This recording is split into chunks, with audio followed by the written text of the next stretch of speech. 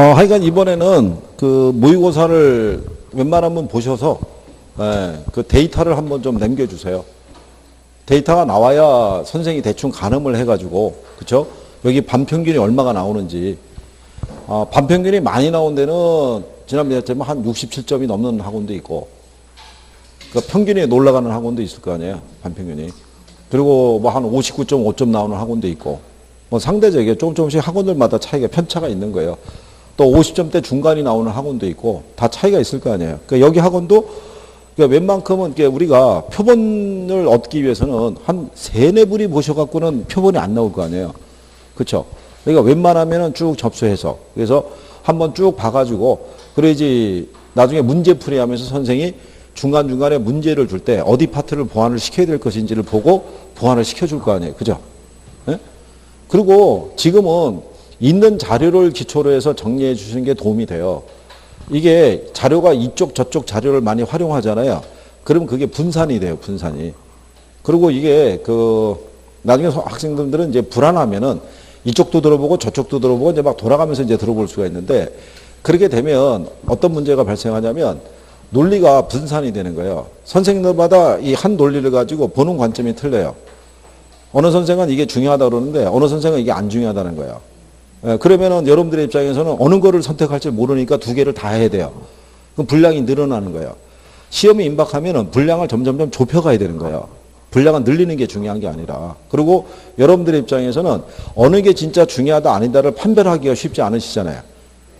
그렇기 때문에 그건 오히려 불합리한 부분이 돼요. 그러니까 왜 이게 반복이라고 그러냐면 한 선생의 논리를 갖고 계속 반복해서 들어야지 그 용어가 익숙해지는 거예요. 그게. 그리고 시험에 대한 추세는요, 요즘은 주로 그런 거예요. 나올 수 있는 파트를 분석을 해서 그쪽에 대한 논리를 정확하게 정리를 해놓는 게 시험에서는 포인트 딸 수 있을 때 제일 좋은 거예요. 저희도 강의하면서 다 해봤는데 선생이라는 건 가르치는 입장에서는 욕심이라는 게 있는 거예요. 많이 알려주고 싶어 해요. 근데 많이 알려준다고 그게 점수하고 직결되진 않아요. 중요한 거는. 여러분들 일단 합격을 하는 게 목적이잖아요. 그렇잖아요. 여기는 실전이니까 몇 점 이상만 맞으면 돼요. 6점 이상을 맞는 게 중요한 거예요. 무슨 말인지 아시겠죠? 그러니까 기본적인 것만이라도 몇 가지라도 정확하게만 알아주면 돼요. 그래서 단 기본적인 이론을 알아야 되기 때문에 그때 제가 경제를 얘기를 한 거예요. 경제 논리에 대한 기초 개념은 돼 있어야지 정책까지는 갈 수 있어요. 용어가 이해가 되니까. 뒤에서 계속 반복이 되잖아요. 근데 아직도 내가 봤을 때는 난 아직도 탄력적과 비탄력적을 구별을 못 하겠고, 경제 논리 했을 때 이런 수혜량의 변화, 수혜의 변화도 모르겠고, 뭐 이런 논리가 있으면은 선생한테 물어보든가 해서 빨리 해소를 해야 돼요. 그리고 넘어가 줘야 돼요. 나중에 9월달, 10월달 에서 압축이 막 들어가는데 기초 용어가 정리가 안 돼 있으면 그러면 나중에 그게 힘들어진다고요. 그러니까 그거는 빨리 이게 극복할 수 있도록. 그렇죠? 그리고 7, 8월달까지 1차 집중하시면은 9월달 정도 들어가기 전에는 어느 정도는 궤도에 올라갈 거예요. 그러면은 성적이 나올 수가 있어요. 이게. 그러니까 그렇게 생각하시고, 그러니까 선생님들은 1년의 프로그램을 가지고 쭉 전달을 해드리니까 그렇게 인식하시고 복습을 좀 해주셔야 되고. 근데 나중에 문제집 받으시면 문제집은 예습해 갖고 오셔야 돼요.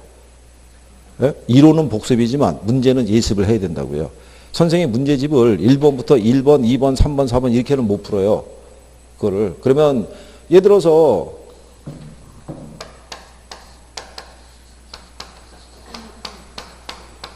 기본서에 대한 거를 문제로 바꾼 게 기본 문제집이에요. 그럼 선생이 기본서 안에서 이거 시험하고 무관하다고 그래서 이거 빼버린 것 있죠. 근데 이 문제집은 기본서에 있는 내용을 다 문제화하기 때문에 다 문제로 들어가 있어요. 그럼 이 중에 우리가 참고해도 되는 문제도 있어요, 없어요? 있을 거 아니에요. 모든 문제집이 다 그래요. 그럼 걔들을 빼고 넘어가면은 1번에서 4번으로 뛸 수가 있을 거 아니에요. 그럼 내가 예습을 해왔으면 1번, 2번, 3번, 4번까지 무슨 논리가 깔려있다는 걸 아는데 예습을 안 해왔으면 선생에서 1번에서 4번으로 점핑을 하게 되면 2번, 3번은 뭔지도 모르고 넘어가는 거 아니에요. 무슨 말인지 아시겠죠? 그러니까 문제집은 반드시 뭘 해야 된다. 예습을 하고 들어오는 게 도움이 되고, 그리고 문제풀이 들어가기 전에 얘를 한번 정독을 해주는 것도 도움이 되고, 기본서를. 왜냐하면 기본서는 다 맞는 내용이잖아요. 이거를 문제집에서는 맞는 것과 틀린 거로 나눠서 주는 거니까. 얘가 바탕이에요, 이론할 때. 그러니까 용어 이해가 안 되는 거 있으면은 바로바로 물어보셔야 되겠고, 이 학원도 휴가를 가는지는 모르겠으나 만약에 휴가를 7월 말에서 8월 초 사이에 휴가를 만약에 간다. 휴가 갔다 오면 원서 접수해요. 8월 8일부터가 원서 접수 기간이니까. 그렇죠? 그러니까 이제 거의 이제 가고 있는 거예요. 이제 쭉 해서. 그렇죠? 사진 저기 다 찍어 놓으셨죠? 너무 뽀사표리 너무 심하게 하지 말고. 나중에 그 사진 바꾸는 사람도 있어요. 너무 심하게 그 뽀샤표리 해가지고 지금보다 한 20년은 젊게 뭐 이렇게 해가지고 해서 이렇게 나오면은 나중에 그 사진이 여러분들 그 저기 그 합격자 그 뭐죠? 뭐 중개사 사무실에 걸어놓을 때 하는 것 있죠?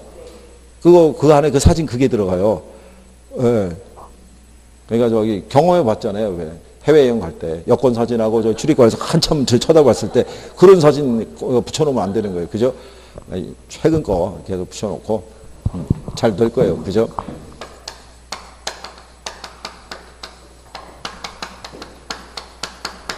자, 마케팅이라는 것은요, 기업에서 제품을 생산해서 누구에게? 소비자에게 전달시키는 과정이, 일련의 과정을 다 내포한 것을 우리가 마케팅이라고 얘기를 해요. 근데 원래 이 마케팅이라는 것은요, 경제학의 범주에 포함되어 있던 애들인데, 마케팅의 논리가 경제학에서 설명하기 어려운 부분으로 구성이 되어 있어서 얘가 별도의 학문으로 분리됐다고 생각하시면 돼요. 그러니까 가령 예를 들어서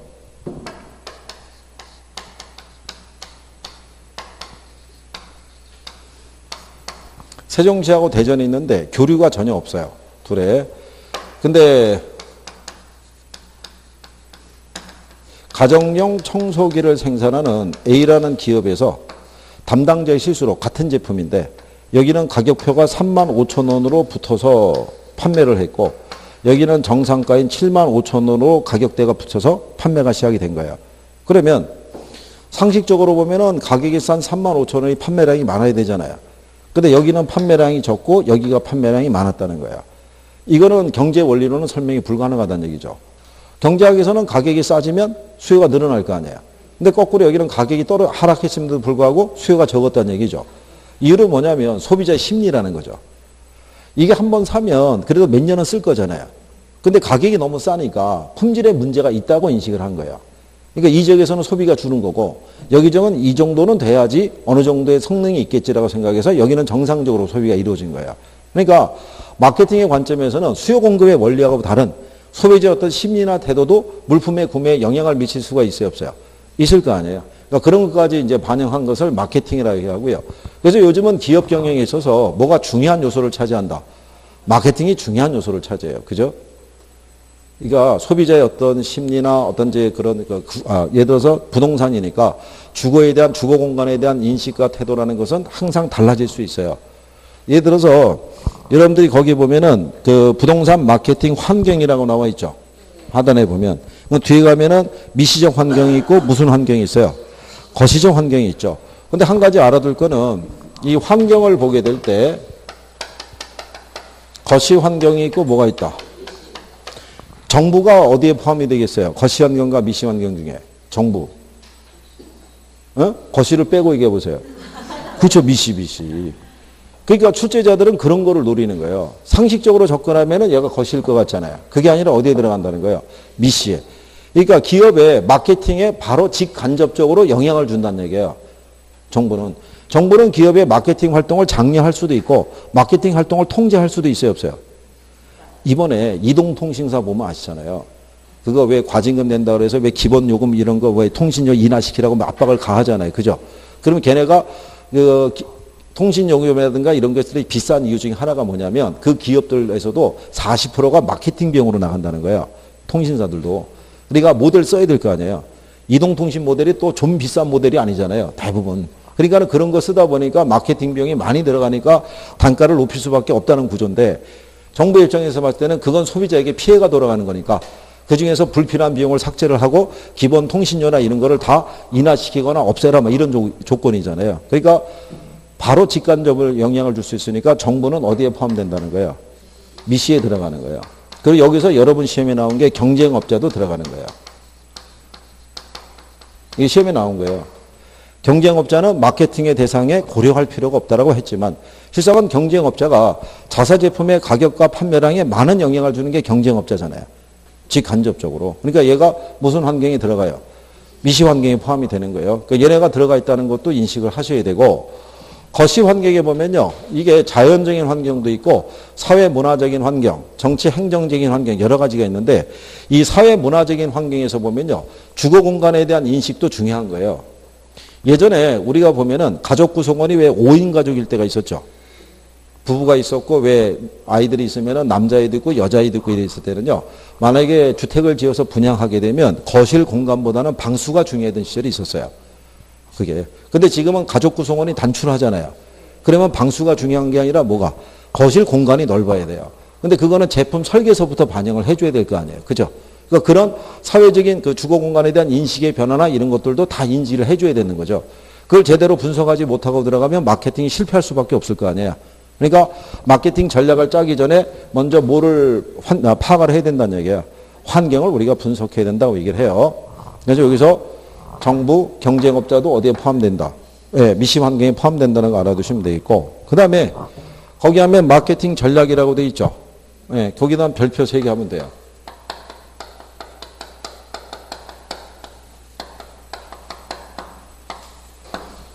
마케팅 전략에 가면요. 시장 점유 마케팅 전략이 있고 고객 점유 마케팅 전략이 있고요. 관계 마케팅 전략이 있어요. 자, 얘는 누구의 입장에서의 마케팅 전략을 수립하냐면요. 이건 공급자, 얘는 수요자, 얘는 수요자하고 공급자 있죠.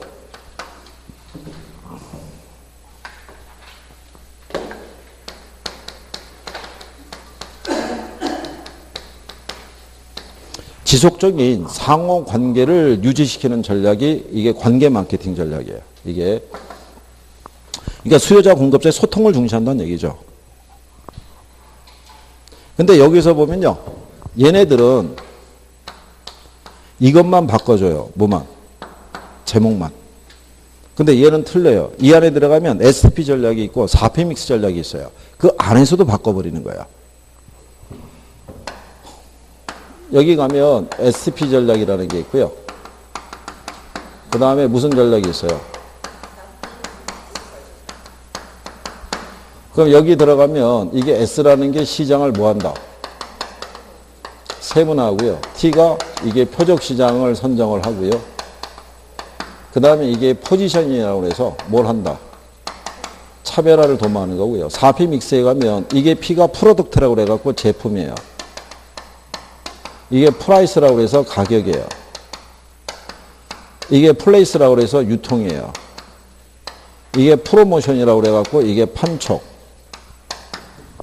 여기서는 얘네 이거 제목을 이걸 바꿔버리는 거예요. 이 안에서 요거를 무슨 말인지 아시겠죠? 이거를 이제 단체로 묶어서 나올 수도 있고 여기서 지문을 빼서 같이 섞어서 낼 수도 있어요. 그러니까 얘가 다양성은 얘가 존재하는 거야. 얘네들은 뭐만 바꿔준다? 제목만 바꿔줘요. 제목만. 그러니까 그 용어에 대한 인식만 조금 해주시면 되는 거야. 자, 그러면 먼저 166쪽에 가면 위에서 네 번째 줄에 관계 마케팅 전략이라고 있죠. 네.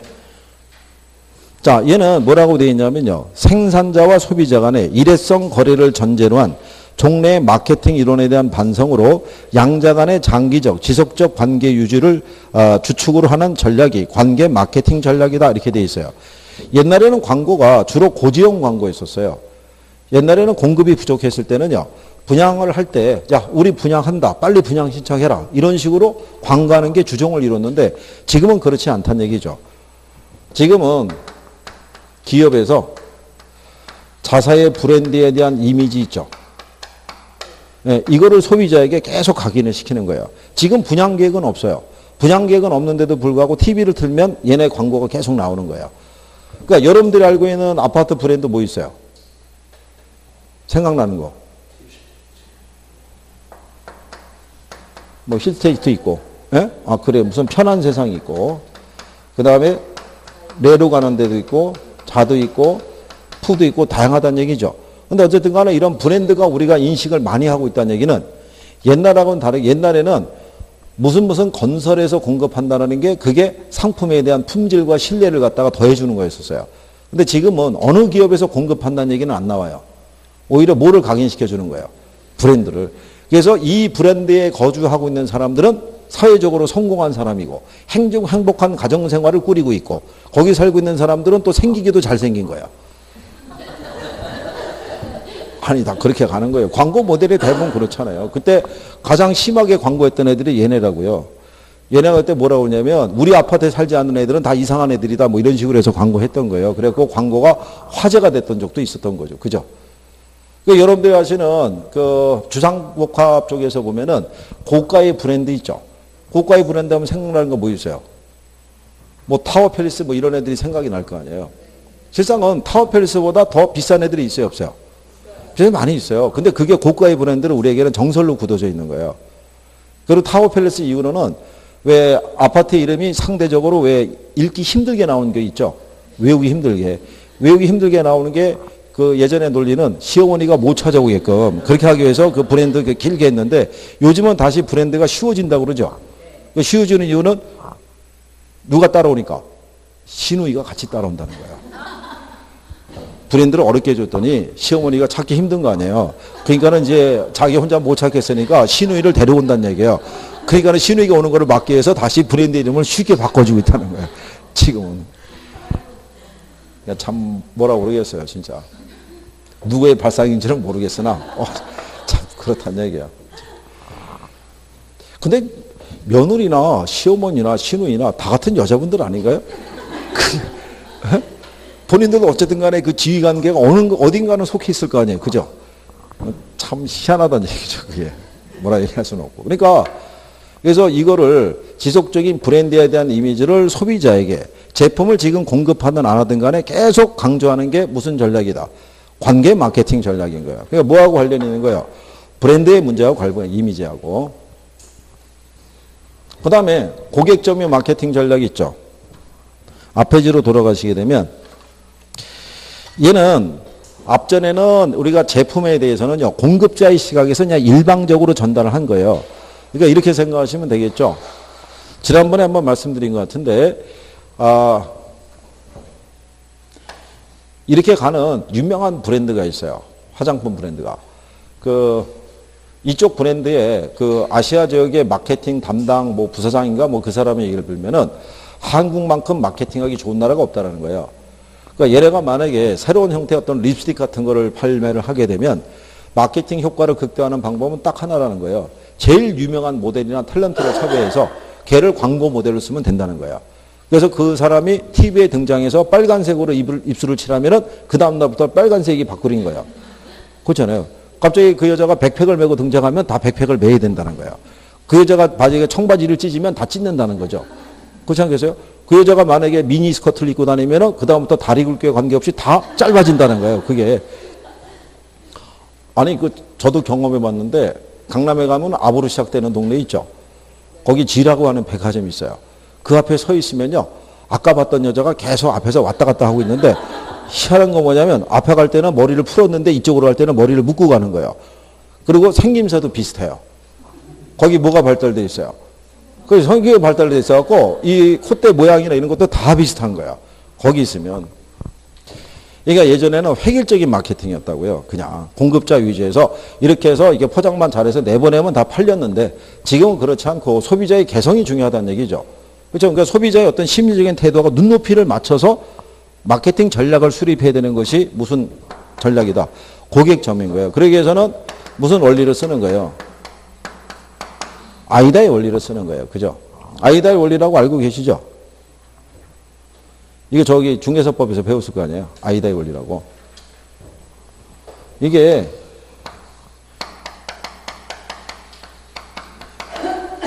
어텐션이라고요. 일단 고객의 뭐를 끌어야 돼요? 주의를 끌어야 될 거 아니에요. 요즘은요, 마케팅을 할 때 상당히 마케팅에 대한 부분이 표시가 상당히 강렬하다고 보시면 돼요. 그게. 우리가 예전에 보면은 70년대 중후반서부터 우리나라에 TV가 보급이 됐었을 거예요. 그렇죠? 그럼 옛날에는 TV 채널을 바꾸려면 어떻게 됐었어요? 옛날에는 리모컨이 없었잖아요. 옛날에는 음성 리모컨이었다고요. 그렇잖아요. 야, 철수야, 7번. 그러면 걔가 7번. 에? 영희야, 11번. 그러면 걔가 가서 11번. 그러면 걔가 움직여서 TV로 가서 채널을 돌리는 순간에 화면은 떠 있잖아요. 그러니까 광고라는 게 그때 접하기가 쉬웠는데 지금은 리모컨 시대잖아요. 팍팍팍 돌아간다고요. 그러니까 짧게 돌아가는 그 안에서도 화면에 뭔가 강렬한 메시지가 없으면 사람들이 화면을 그냥 넘겨버리죠. 그러니까 뭔가 소비자의 주의를 끌만한 것으로부터 출발해야 되는 거예요. 그래서 요즘은 길 가다가 왜 상가 분양한다 아니면 오피스 분양한다 또 임대부동산 분양한다 그랬을 때 옛날에는 사람들이 그냥 지나갔어요. 저거 분양 잘못 들어가면 손해가 크니까. 그런데 요즘은 그 앞에 분양할 때 보면은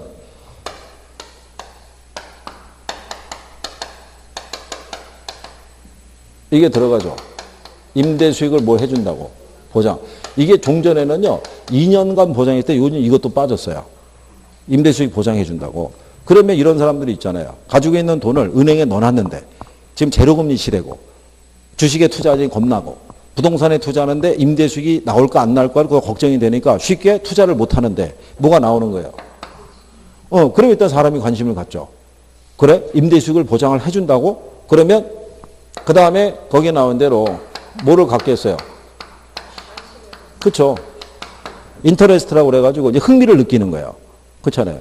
그러면 가서 이제 전화라든가 해볼 거 아니에요. 어떤 상황이냐. 그러면 실제로 뭐 평생을 보장해 주진 않더라도 얘네 나름대로의 논리가 있어서 한 2년이든 3년이든 5년이든 간에 임대 수익을 보장을 해주는 이런 시스템이라고 설명을 하게 되면 사람이 거기 가서 그러면 내가 이거 분양을 해볼까 하는 욕망이 생길 수 있어요, 없어요? 있을 거 아니에요. 그래서 마지막에 이걸 액션으로 이루어지게끔 유도를 하죠. 이게 클로징 단계죠. 우리가 저기 왜 중개사법에 보면 클로징 하는 거 있잖아요. 우리가 왜 저기 그 부동산 계약하러 갈 때 보면 통상 한 사람이 가지 않고 통상 두 사람이 오죠. 두 사람이 와서 할 때 보면 꼭 옆에 사람이 초치는 경우가 있죠. 꼭 사인하려고 그러면 옆에서 나 같으면 한 번 더 생각해 보겠다는 동, 나 같으면 한 번 더 돌아보겠다는 동, 뭐 이렇게 초치는 사람이 있어요, 없어요? 있을 거 아니에요. 그럼 어떤 방법 쓰간에 그 인간을 격리를 시켜야 돼요, 그죠? 뿅망치로 기절을 시키든 아니면 경품을 준다 그래서 다른 방으로 끌고 가든 해갖고 어쨌든 간에 이 사람의 행동에 구매를 하게끔 유도를 해줘야 되는 거죠. 그러니까 결국은 전부 다 누구의 입장에서 수요자 입장에서 수요자가 이게 주의를 끌만한 수요자가 관심을 가질 만한 그런 식으로 전략을 수립하는 게 무슨 전략이다? 고객점의 마케팅 전략이라는 거에서 이걸 고화 마케팅이라고도 얘기를 해요. 아이디어의 원리니까. 그래서 여기 나와 있는 이 고객점의 마케팅은 소비자의 눈높이에 맞춰서 소비자의 심리, 소비자의 구매 행동 이런 것들을 분석해서 전략을 수립하는 것을 무슨 마케팅이라고 하냐면 고객점의 마케팅이라는 거예요. 제목이 고객이잖아요. 고객이니까 누구 중심에? 수요자 위주에. 이거를 제목을 바꿔버리는 거예요. 이런 거를 바꾸면 틀리겠죠. 그죠? 그러면 시장을 점유하는 이 공급자 마케팅 전략이라고 있어요. 그러면 그 시장 점유 마케팅 전략이 있죠. 이거는 공급자 입장에서 틈새 시장 있죠. 틈새 시장을 공략하거나 또 틈새 시장을 점유하기 위한 마케팅 전략이라고 보시면 돼요. 그러니까 철저히 누구의 입장이에요? 공급자 입장이죠. 저는 공급자 입장에서는 먼저 이 마케팅 전략을 수립하기 위해서 거기 보면 시장 세분화라고 돼 있죠. 예. 걔네들 용어들 다 알아야 돼요. 이걸 바꿔버리기 때문에. 그래서 시장 세분화라는 것은 마켓 세그멘테이션이라고 그래요. 이질적인 전체 시장을 동질적인 몇 개의 세분 시장으로 나누는 행위를 말한다. 이렇게 돼 있어요. 그래서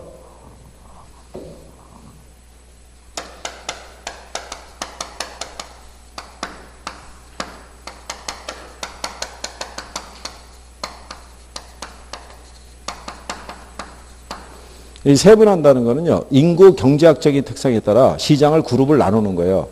그러면 예를 들어서 성별, 연령대별, 소득 수준별 이런 식으로 나누는 게 인구 경제학적인 특성에 따라서 시장을 세분하는 걸 얘기를 해요. 이렇게. 그러면 이것도 우리가 컨셉을 잡을 때 중요하다 안 하다? 중요해요. 예를 들어서 우리나라에 그 왜 G라고 시작하는 왜 중형 세단이 있죠. 우리나라 자동차에 나오는 중형 세단이 있어요. G로 시작되는 모델이 하나 있어요. 그죠? 이 모델을 판매를 할 때 시장을 우리가 세분할 때 얘네들은 타켓에 안 들어간다고요. 여기는. 당연히 여기는 이 상품을 공급할 때는 이 시장을 세분할 때 자기가 목표라는 그룹에 여기는 빠져 있는 거예요. 왜 빠져 있냐면 얘가 좀 중후한 맛이 있잖아요. 이 사람들이 몰고 다니면 기사 취급당한다고요. 그죠? 심할 때는 뭐라고 했냐면 오늘 아버지가 쉬시는 모양이지? 뭐 그러니까 아버지 차 끌고 나왔냐? 뭐 이런 개념이죠. 그러니까 타켓을 잘 잡아야 될 거 아니에요. 세분할 때. 그러니까 대부분 40, 50대 이상의 성공한 사람들이 차는 컨셉으로 지금 홍보하는 게 얘잖아요. 이 차를 몰고 다니면 어쨌든 간에 성공한 어떤 중함이 이렇게 펼쳐지잖아요. 그죠? 그러니까 자기가 공급하는 제품에 대해서 목표라는 그룹이 당연히 나눠질 수밖에 없겠죠. 그렇게 나눠야 되는 게 무슨 전략이라는 거예요? 시장 세분화 전략이에요. 그래서 거기 보면 각 세분 시장의 소비자 수에 대응하는 제품 계획을 세워야 될 거 아니에요. 그죠? 40, 50대가 원하는 제품이 있을 것이고 그 다음에 20, 30대가 원하는 제품이 있을 수가 있을 거 아니에요. 그죠? 거기에 맞춰서 시장을 세분화해야 되겠죠. 그 다음에 표적시장이라는 것은요. 이렇게 세분화된 시장에서 자신의 상품과 일치되는 수요 집단을 확인해야 될 거 아니에요. 그러니까는 이 상품을 만약에 기획을 했으면은 20, 30대는 아니고 최소한 40에서 몇 대, 50대 정도가 자기네가 목표로 하는 타켓이 될 거 아니에요. 이렇게 정하는 게 무슨 시장 전략이다. 그게 표적시장 전략이라고요. 표적시장. 세분화된 시장에서 자기의 제품 컨셉과 맞는 그렇죠. 수요 계층을 갖다 선택을 해야 되잖아요. 수요 집단을. 그걸 우리가 표적시장 전략이라고 얘기를 해요. 그 다음에 제품 차별화라고 돼 있죠. 그럼 이렇게 생각하시면 되겠죠. 이런 중형 세단을 공급하는 업체는 우리 회사만 공급하는 게 아니죠.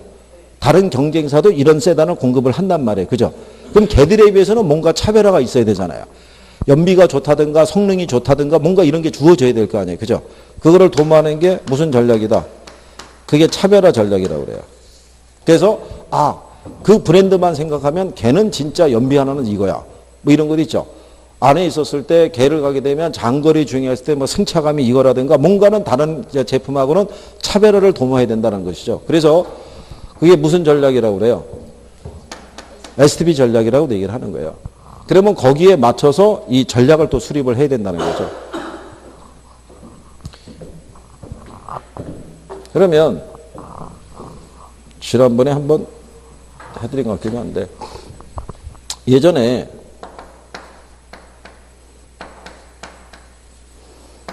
이 브랜드 들어본 적 있어요? 이거? 얘가 특징이 뭔지 아세요? 이거? 이 브랜드에 대해서. 이게 우리나라 최초의 양문형 냉장고예요. 이거는 이 기업에서 그때 당시에 양문형 냉장고는요, 이거밖에 없었어요. 수입산밖에. 그래서 우리나라 최초로 얘네하고 견줄 만한 제품을 만들자 그래서 기획한 게 이 브랜드예요. 그럼 이거 S라는 전자에서 만들었죠. 얘네가 이때 마케팅 계획을 세울 때 철저하게 이거는 숨긴 거예요. 이것만 브랜드를 밀어붙인 거예요. 왜? 얘가 들어오는 순간에 국산으로 잘 나갈 거 아니에요. 그러면 우리나라 소비자의 심의에서 뭐를 더 선호해요? 수입산을 선호하는데 이게 국산 브랜드라는 이미지가 있으면 안 팔릴 거 아니에요. 그러니까 얘를 세울 때 먼저 타켓을 정하게 되면 시장을 세분할 때 성별은 남녀 중에서 누구? 그렇죠. 여성을 선택했겠죠. 그러면 연령대별로 수입산 양문형 냉장고가 그 당시 한 3, 400 정도 했다고 그러면 3, 400만 원 정도에 대한 양문형 냉장고를 소비하려고 그러면 연령대가 20, 30대는 아닐 거 아니에요. 신혼부부가 이걸 사지는 않을 거고 그러면 타켓은 주로 40대, 50대 정도를 기준으로 해서 그러면 소득 수준은 당연히 어떻게 되겠어요? 이런 식으로 해서 타켓을 정했을 거 아니에요. 그러면 시장을 어떻게 세분한 거냐면 우리가 가전을 보게 되면 우리나라의 생활가전에서 3대 가전이 있죠. TV가 있고 세탁기가 있고 그 다음에 뭐가 있어요? 냉장고. 그러면 시장을 이렇게 세분했을 때 그 안에서 얘를 선택하겠죠. 뭐를? 냉장고를. 그래서 그 안에 표적시장은 누구를 대상으로 요 계층을 표적시장으로 선택을 했겠죠. 그러면 얘네들은 그러면 뭐하고는 차별화가 있어야 돼요. 국산 냉장고하고는 당연히 차별화가 되죠. 그 당시에 국산 냉장고는 단문밖에 없었으니까 얘만 유일하게 뭐란 얘기야? 양문이란 얘기죠. 그러면 제품 설계도 당연히 양문으로 설계가 됐을 거 아니에요. 그 다음에 가격을 책정하면 가격은 비싸게 책정을 했겠죠. 하지만 수입산 브랜드보다는 조금 싸게 책정했겠죠. 그래서 가격 면에서 경쟁력이 있어야 되니까. 그럼 얘를 유통을 시킬 때는 어디다 유통했겠어요? 이 회사 대리점에다가는 설치 안 했다고요. 이 회사 대리점에 깔리는 순간에 국산으로 또 잘 나가니까. 그러면 백화점 가면은 가전 매장이 있죠. 그러면 여기는 대부분 단문이잖아요. 이렇게. 그러면 얘가 국산 매장인데 여기에 혼자 이렇게 양문이 있으면 이것도 웃기잖아요. 그죠? 그러니까 얘를 살짝 옮겨가지고 이쪽에 수입산 매장이 있을 거 아니에요. 그 여기에 이렇게 양문들이 있을 거 아니에요. 이렇게. 그럼 여기에다 하나 이렇게 붙이는 거죠. 이렇게. 뭐하고 같이 서 있게 하게끔. 수입산 이게 브랜드 같이 있으면은 잘 모르면은 아, 이게 수입산이구나 이렇게 생각할 거예요. 근데 가격을 봤더니 가격은 어떻게 돼요? 얘가 조금 괜찮거든요. 안에 봤더니 공간이나 수납도 다 괜찮은 것 같고. 이렇게 유도했다는 거죠. 이 자체가. 그래서 그게 유통을 할 때는 그런 식의 전략을 썼다는 얘기고, 광고 모델도 누굴 썼냐면 외국인. 외국인도 그때 기억하기로는 왜 드레스 차림이 있죠. 이거 고급화, 그 당시에는 그랬던 거예요. 그게 촌스러워도 고급화를 지향을 했다는 얘기예요. 그래서 철저하게 무슨 브랜드랑 유사하게, 수입산 브랜드가 유사하게 전략을 세운 거예요, 이게. 그리고 판촉물을 줄 때 일반 냉장고 사면은 판촉물 주는 게 거의 없잖아요. 그래도 얘를 사면은 그 냉장고 안에 넣을 수 있는 뭐 여러 가지 했던 뭐 그걸 갖다가 줬을 거예요. 그래서 이런 식으로 유통시켰던 전략이 있어요. 그러면 얘하고 서로 연결된다고 할 수 있어요, 없어요? 이게 연결이 되는 거죠. 이 크게 큰 틀에서 이 전략을 수립하고 세부 전략으로 이걸 쓰는 거니까. 그러니까 이런 식으로 유도하는 걸 얘기를 해요. 그러면 마케팅에 대한 어떤 유형이나 종류가 무진장에 다양할 거 아니에요. 그죠? 그러니까 실제 여기에 관련된 예는 잘 안 줘요. 안 주고 이 안에서 이 제목을 바꿔버리는 거예요. 그러니까 얘네를 기억해야 돼요. 세분화가 뭔지, 표적시장이 뭔지, 제품 차별화가 뭔지 이런 걸 또 구별할 수 있어야 돼요. 이 심지어는 이게 판촉이니까 이게 프로모션이잖아요. 얘는 포지셔닝이잖아요. 이걸 바꿔서 낸 적이 있어요. 4P 안에는 프로덕트, 그 다음에 프라이스, 플레이스, 그 다음에 포지셔닝 이렇게 들어갔던 거야. 그래가지고 출제하고 난 다음에 이걸 바가지로 먹은 거예요.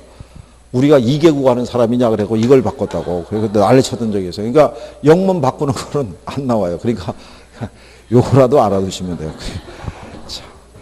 그러니까 그 양반들은 얼마나 힘들었겠어요. 그죠? 틀린 걸 만들려고 영문을 바꿔고 집어넣었으니. 한때 그랬던 적이 있어요. 그러니까.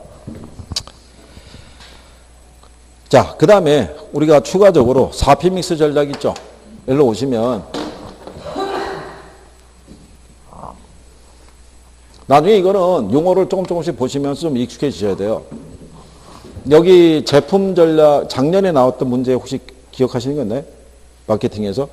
이게 작년에 보면 이게 있었어요. 뭐를 설치하는 거. 작년 시험 문제 이게 나왔던 거예요. 4P 믹스가. 요 표현이 올바르게 연결되지 않는 걸 구하라고 그랬을 때 제품 전략에 실개천 설치가 들어갔던 게 있었어요. 근데 저 실개천 설치가 예전에 한번 출제를 했던 거예요. 저기 한 5, 6년 전에.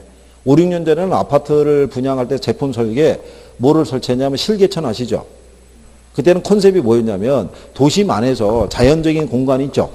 내가 내과가 흐르고 막 이런 수로가 흐르고 막 이런 거를 연출을 해준다 그래가지고 그렇게 분양을 했는데 얘가 다 실패했다고요. 이게 물 관리가 쉬운 게 아니잖아요. 저기 관리를 잘못하면 녹조 끼고 냄새나고 거기다 오물 막 쓰레기 다 투척하니까 엉망이었을 거 아니에요. 그러니까 관리 비용이 무진장히 많이 들어갔을 거 아니에요. 그러니까 얘가 설치된 아파트 단지에서는 지금 이거 운영하는 데가 없다고요. 다 중단시켜버렸다고요. 근데 작년 문제 얘가 또 등장한 거예요. 실개천 설치가. 요즘에 안 맞게. 그러니까 낼 게 없으니까 예전에 냈던 거를 다시 끄집어내서 낸 거야, 이거. 그러니까 여기는 계속 낸 거를 계속 어떻게 해야 돼요? 되풀이 시키는 거예요, 이거. 별로 어렵지는 않게 나와요. 그럼 여기 가격 전략이 있죠? 가격 전략 하면 시가 전략이 있죠? 고가 전략이 있죠?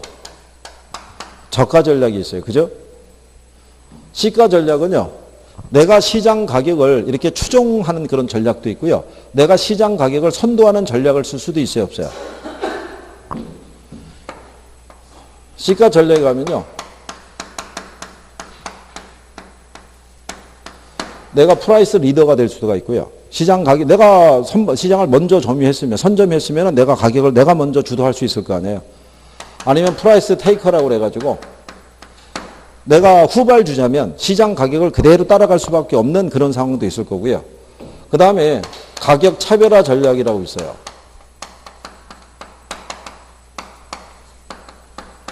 제목대로요. 가격 차별화 전략이라는 것은 위치나 면적이나 또는 층수나 또는 방위 등에 따라서 각 분양가를 달리 두는 것을 가격 차별화 전략이라고 그래요. 무슨 말인지 아시겠죠? 단일 가격 전략은 뭐 이건 똑같은 분양가를 책정하는 거니까 현실성이 없는 거고요. 그 다음에 고가 전략은 언제 쓰겠어요? 고가 전략은. 요거는 수요층이 항정돼 있거나요. 경쟁 제품과 비교해서 뭐가 있거나 우위에 있거나, 즉 브랜드에 대한 이미지가 더 높죠. 그러면 상대적인 무슨 전략을 쓸 수 있어요? 고가 전략을 쓸 수 있는 거예요. 그죠? 경쟁 제품에 비해서. 그러니까 이게 고가라고 이렇게 되어 있는데 이게 상대적 무슨 전략? 네, 고가 전략을 쓸 수 있다는 얘기죠. 요거는 이제 상대적 저가 전략. 자, 우리가 한 10억, 분양가 10억대 이상 정도가 되면 그거를 소비할 수 있는 수요 계층은 많다, 적다? 상당히 적죠.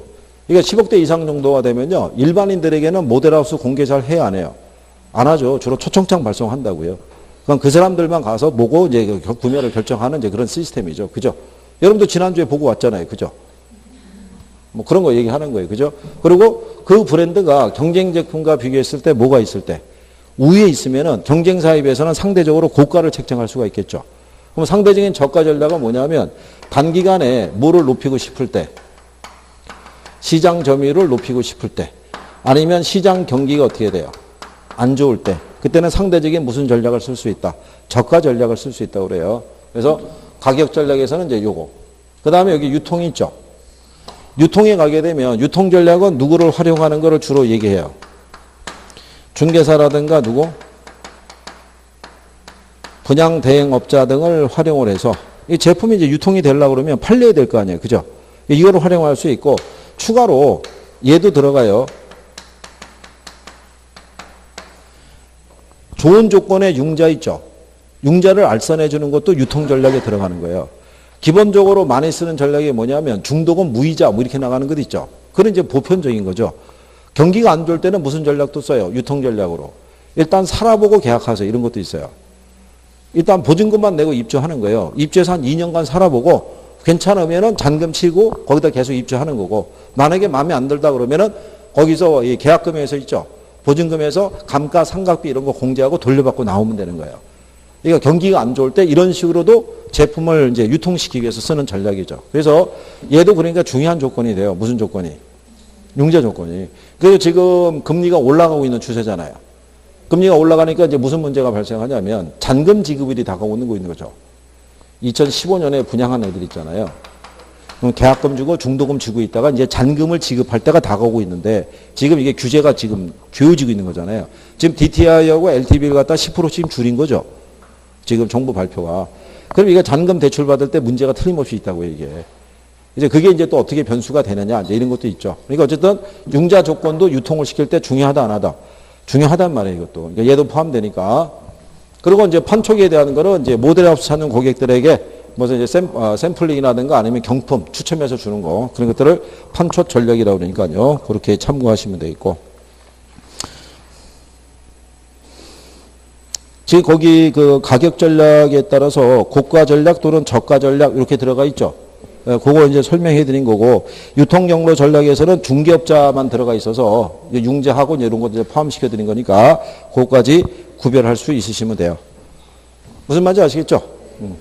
그리고 이제 나중에 요걸 또 이제 문제로 이제 그 확인해 보시면 되고, 뒤로 가면 광고가 있죠. 광고는 시험상에서 인용되기는 거의 없어요. 없는데 근래 얘들을 내요. 이 광고를 내요. 신문 광고 있죠. 신문 광고 안에 가게 되면 안내 광고가 있고 전시 광고가 있죠. 그렇죠? 이거를 왜 내냐면 요즘 신문 보는 사람이 없어요. 대부분 폰으로 활용하지. 그렇잖아요? 여기는 이게 문이 이쪽으로 돼 있어서 제가 잘 못 보는데, 다른 노량진 같은 데는 이게 쭉 있으면 출입구가 여기에 있어요. 여기 칠판이 여기 있거든요. 이렇게 쭉 들어갈 때 보면은 대부분 폰을 하고 있어요. 거의 쉬는 시간마다. 근데 폰에 내용을 쓰고 가면 그림이 보이잖아요. 그 거의 여자분 같으면 의류 뭐 이런 것도 있죠. 음식 뭐 그런 게 창에 떠 있지, 공부랑 관련된 건 거의 없어요. 이게. 그러니까 이걸 내는 거예요, 또. 안내 광고 있죠? 네. 안내 광고는 예전에 왜 신문 보면 여기 상단에 안내 이렇게 있다고요. 그럼 얘는 칸이 어떻게 돼요? 이렇게 작다고요. 그러면 여기 보면 뭐 구인 구직도 있고 부동산 이렇게 들어가 있으면, 부동산 안에 들어가면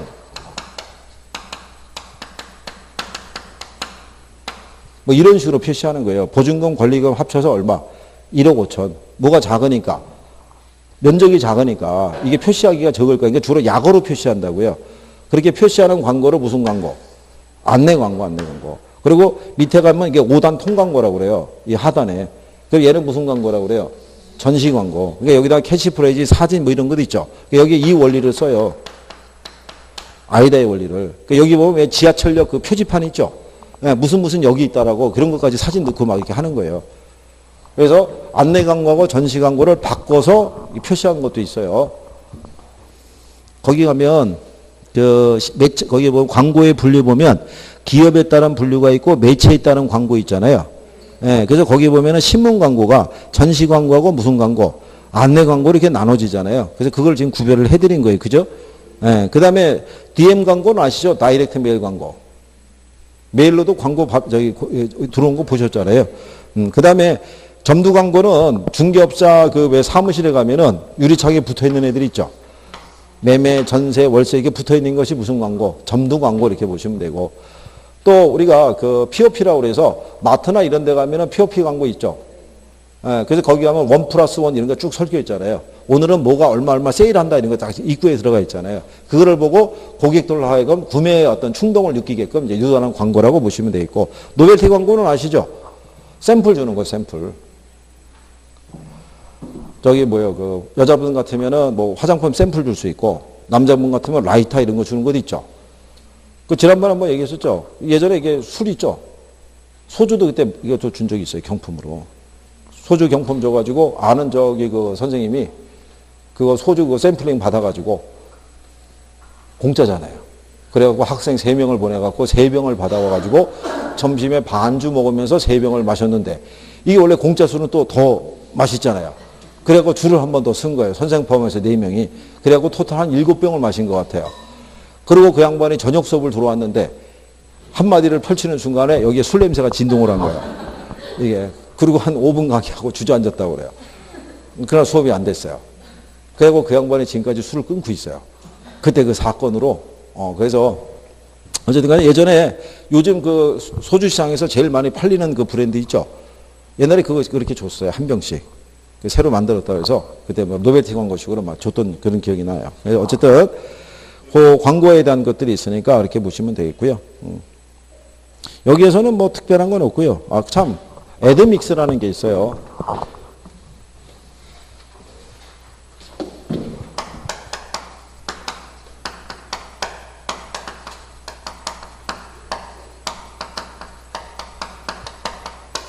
이게 애드믹스라는 게 광고비 효과 지수를 얘기를 해요. 예를 들어서 우리가 광고는 TV 광고가 광고 효과 지수는 제일 클 거 아니에요. 그죠? 근데 대비 뭐도 커요? 네, 비용도 크죠. 그렇잖아요. 그러면 상대적으로 비용은 낮추면서도 광고 효과는 어떻게 돼요? 크게 가져갈 수 있는 방법이 있다 그러면 우리가 광고의 우선순위를 TV에 두지 않고 다른 광고로 전환할 수도 있어요, 없어요? 다른 광고도 전환할 수 있죠. 초기에 제품에 대한 인지도를 높이기 위해서는 TV 광고만큼 좋은 게 없어요. 그죠? 이게. 근데 이제 예를 들어서 무슨 광고가 있다. 신문 광고가 있을 때 신문도 얘보다는 못하지만 어쨌든 간에 인지도는 높아질 수 있어요. 그래서 광고 효과 지수가 뭐 80 정도가 된다 그러면 비용은 얘보다는 작지만 어쨌든 이것도 많이 들어갈 거 아니에요. 근데 우리 학원 같은 경우는 일간지 광고는 할 필요가 없어요. 조선일보나 이렇게 전국으로 나가는 신문에는 이 광고 실을 이유가 없다고요. 그죠? 아니, 제주도에 있는 사람이 그 신문 받아봤는데 세종시에 있는 SP 부동산 학원 그러면 무슨 생각 들겠어요? 이것들이 돈이 많구나. 이렇게 생각할 거 아니에요. 여기까지 강의 들으러 온다, 안 온다? 안 오죠. 그러면 차라리 이거보다는 무슨 신문에? 그렇죠. 지역신문에 광고하는 게 비용은 적게 들이면서도 광고 효과는 더 크게 나올 수도 있어요, 없어요? 그러니까 그런 걸 감안해서 광고에 대한 매체를 조정하라는 거예요. 전체적으로. 그래서 용어로 애드믹스라고 해서 예전에 나온 적이 한 번 있어요. 그 다음에 이제 뒤로 넘어가시면 감정평가론이 있어요.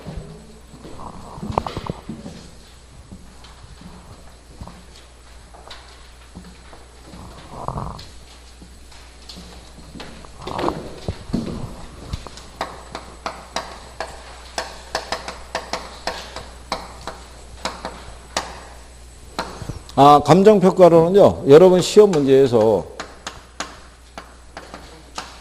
15% 내외를 내도록 돼 있어요. 그러니까 15% 내니까 몇 문제 내라고. 예, 6문제 내라고 얘기고요. 여러분들이 책형을 A형을 받으면 35번부터 40번까지가 간평이에요. 책형에 배열이 그렇게 돼 있어요. 그죠? 그거는 B형도 똑같다고 생각하시면 돼요. 다만 그 안에서 문제 배열만 틀릴 뿐이지 똑같다고 보시면 되고, 세부적인 시험 목차는요. 감정평가의 기초가 있고요. 감정평가 방식이 있고요. 그 다음에 부동산 가격공시 제도라고 있어요. 요거 세 가지가 세부시험 범위 내역이에요. 그러면 감정평가의 기초에서는요.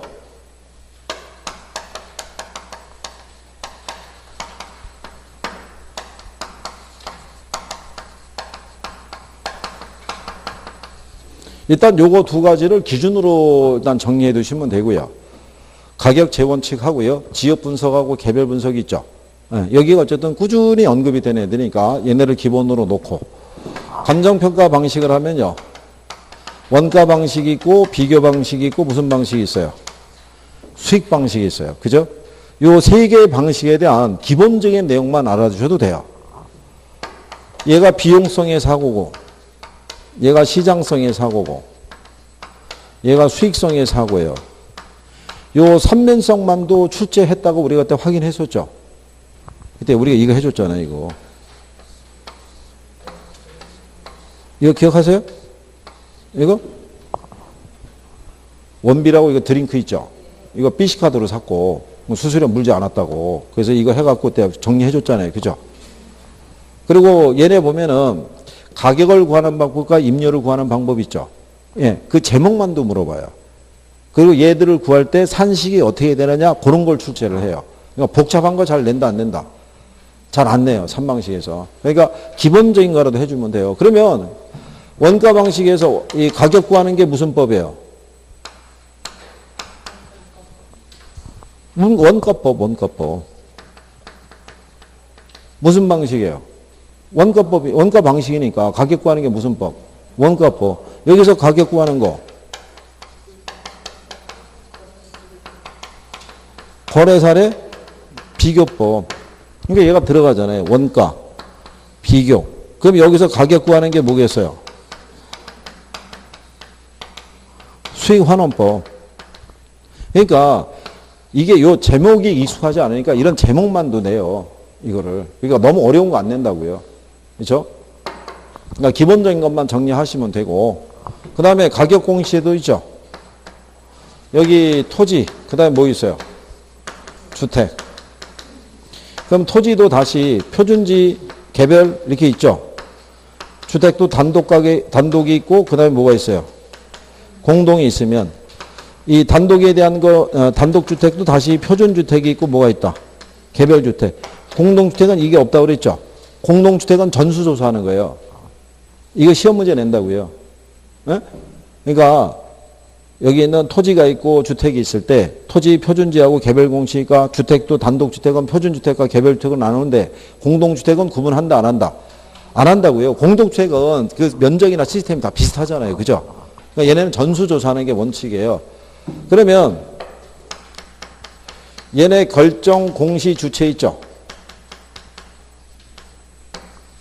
표준지 누가 한다? 국장이.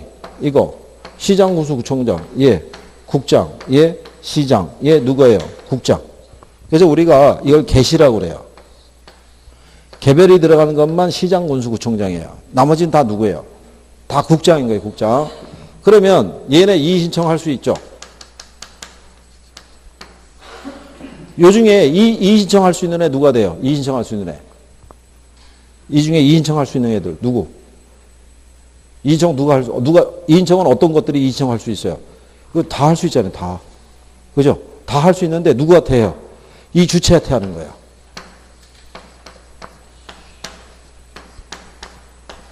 똑같아요. 결정 공시주체에게 뭐 한다? 이의 신청한다는 거죠. 그러면 기간이 있죠? 그러면 결정 공시일로부터 며칠 이내에 이의 신청해야 돼요? 30일 이내. 그죠? 그러면 얘네들도 이의 신청을 받았죠? 그러면 이의 신청의 기한이 만료된 날로부터 며칠 이내에 또 답신해 줘야 돼요? 똑같아요. 30일. 여기 기간이 다 30일이란 말이에요. 그럼 이것만 바꿔서도 내요, 안 내요? 이거 바꿔서 내는 거예요. 이거 바꿔서도. 여기 있는 공동주택 가격을 결정 공시하는 게 시장군수구청장이 한다면 틀릴 거 아니에요. 무슨 말인지 아시겠나요? 그러니까 기본적인 거라도 먼저 인식을 자꾸 해주시면 돼요. 그러면 포인트를 또 딸 수 있어요. 내가 부수적인 거 좀 정리하시면. 그죠? 이거 앞전에 처음에 할 때 이거 쑥 해줬다고요. 기억하시죠? 아니, 그러니까 그 이후로 들어오신 분들은 4월달 이후로 오신 분들은 못 들었겠으나 3월달에 우리가 그때 마지막 주 정도에 그때 간평했었잖아요. 일요일날 여기 와갖고 아니 몇 분은 제가 기억이 나는데 얼굴이 그때 같이 있었다고. 근데 안 나온 분도 물론 존재했었고요. 어쨌든 간에 요거에 기초해서 우리가 이제 해보면 돼요. 그래서 거기 1절이 감정평가의 기초라고 나와 있죠. 예, 잠깐 쉬었다가 거기서부터 하시죠.